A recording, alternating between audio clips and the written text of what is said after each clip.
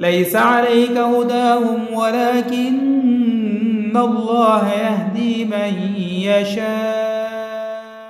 وما تنفقوا من خير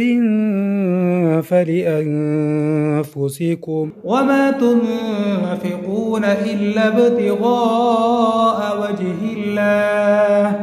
وما تنفقوا من خير يوفى إليكم وأنتم لا تظلمون للفقراء الذين أحصروا في سبيل الله لا يستطيعون ضربا في الأرض يحسبهم الجاهل أغنياء من التعفف تعرفهم بسيماهم لا يسألون الناس إلحافا وما تنفقوا من خير فإن الله به عليم